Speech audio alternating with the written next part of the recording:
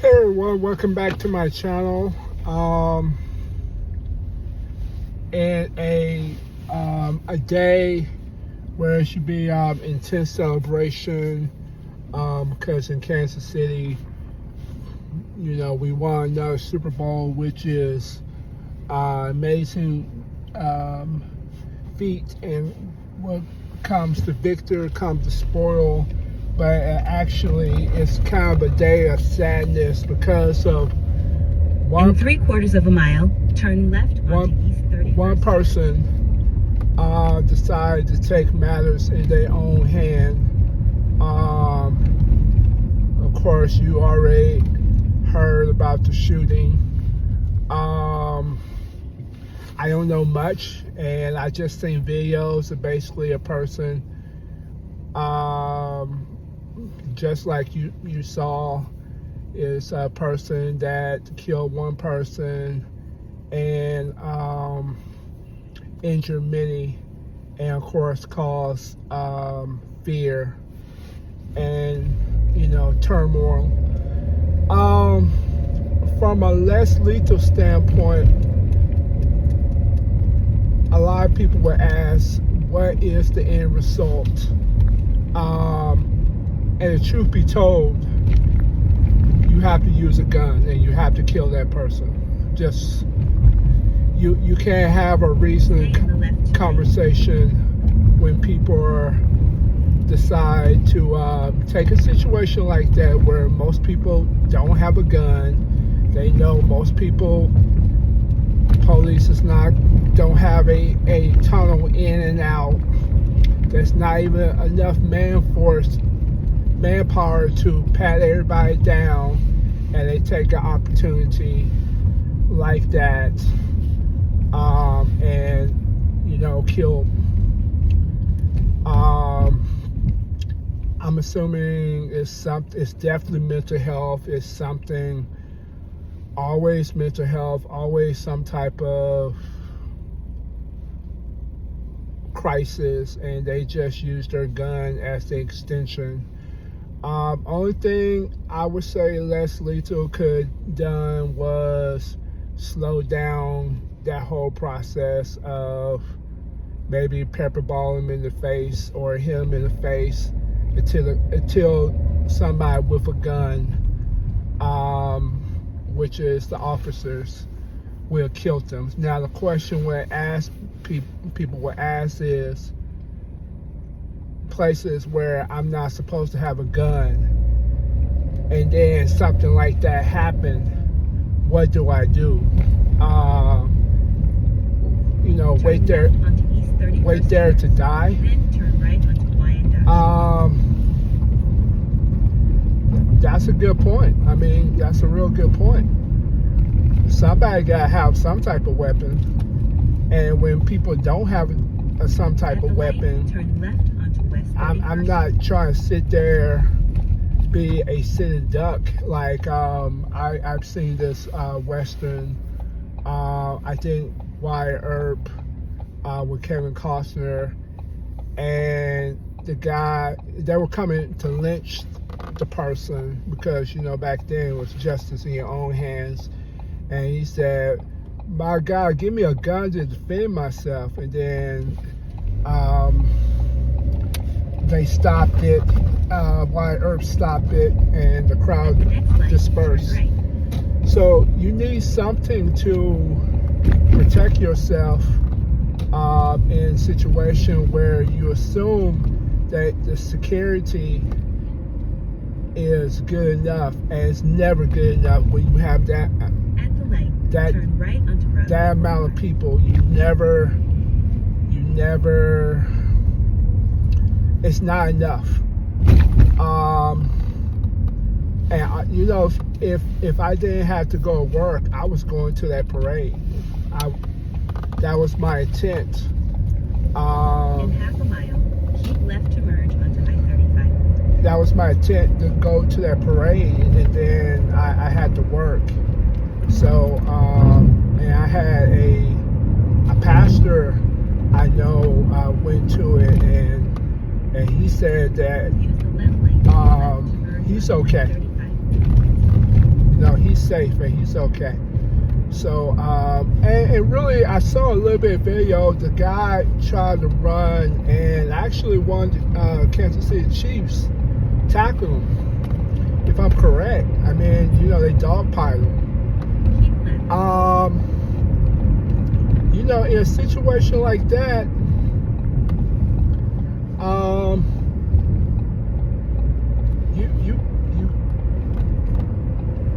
you gotta stop him. I mean, you know, a situation like that, you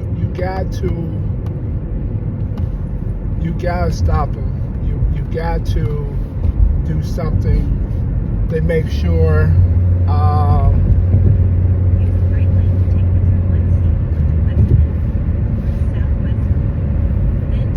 You gotta stop him at any point, and the gun is the surest way to make sure that situation ended.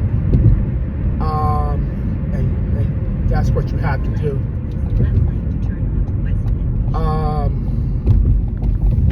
Pepper balls, you pepper ball them, but even then, it may take 2 seconds, may take 5, and that's 5 more seconds it takes to kill another person. So you just have to kill him. There's no way. If the guy was like yelling and doing this, and he had a weapon, and he was talking and going back and forth, you still gotta take that shot. That's the time where less lethal is not what you need. Unfortunately, you need a gun. But I've never been a person where it's less lethal less lethal or nothing at all.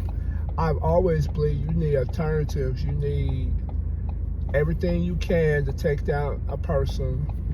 And if you watch the video, somebody attacking them, that's good jiu-jitsu, heavy pressure, control the back, take away the legs.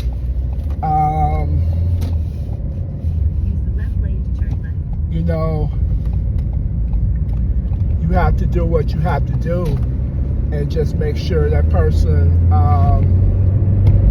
can't get up. But I'm not a fan of big crowds anyway. If there's a huge crowd like that, one, alcohol is in play, and that's never a good combination, because people personality change. So that's one. Just people are crazy. I mean, any type of major crowd is you'll know what you're gonna get. You don't know what you're gonna get in personality. So you have to prepare for everything.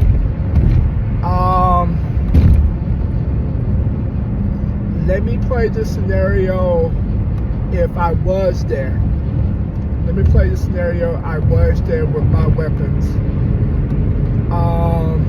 And I saw it.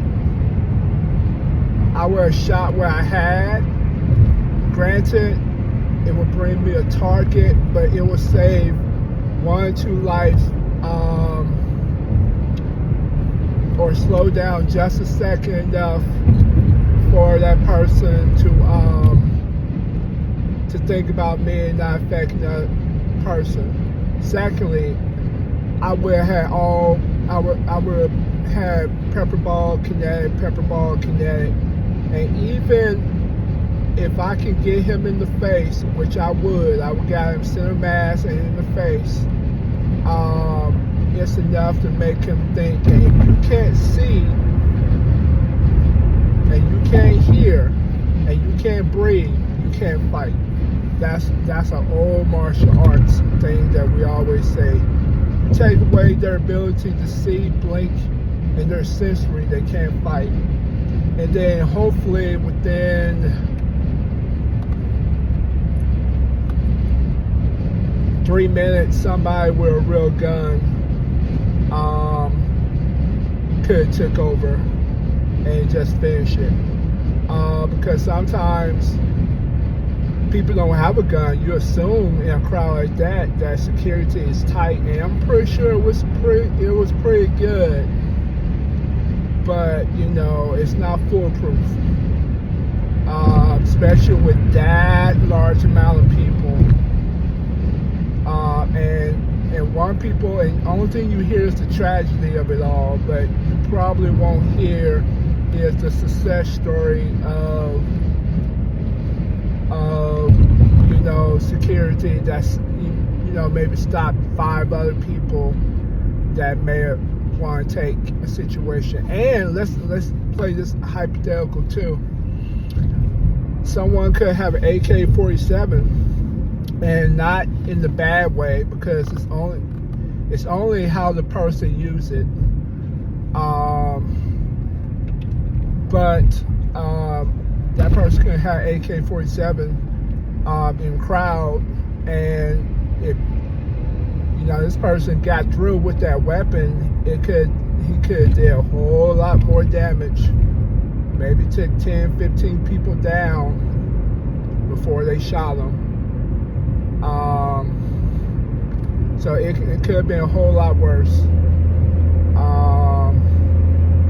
I'm not saying you can't stop living. I think you personally got to take in your hands your own safety. Now the question is, okay, places that don't allow your weapons, and a lot more places do, in mass crowd, do you still take it anyway? Granted, you may get some type of charges of disobeying the law, but what if you have brought your weapon that time and disregard the law, but you save a life? That's a hypothetical. It's a lot to unpack about when you should have your weapon and not, and I'm definitely not the expert to talk about when you have it, when you don't have it, and stuff like that. But I would say that less lethal is great, and it's a great alternative if you don't take a life.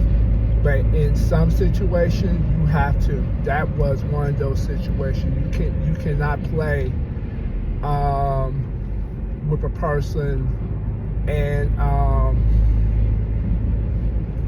let that person live. You have to, just for safety.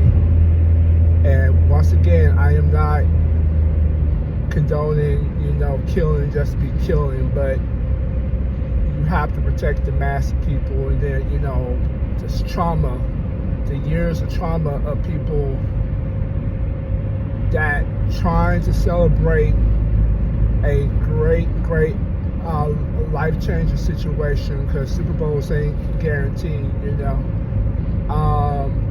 and then now there's people's lives that's forever changed because of it. But that is a risk when you go to mass crowds, mass parade, mass gathering, mass anything. That is a risk. For me, I would take more than just less lethal. I would, took gun, took taser, took everything I can possibly take in that situation. If the security is good, then that's different. I feel better leaving it in the car. But if what people tell me is there's really not strong security, it's just people there, then that's a personal choice of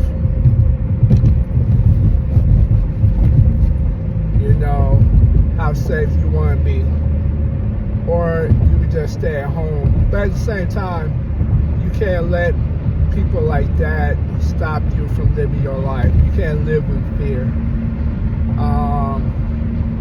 Because a couple years ago, I would have said, no, I would not go into, but you know what? I'm like, you know what? These opportunities ain't guaranteed. You know, enjoy life, enjoy it. But I just had to work that day. And, you know, that's the only reason why I didn't go to parade. But anyway, that's enough for me talking on that. What's your opinions? What's your thought process? Tell me what you think. Okay? All right. Have a good one.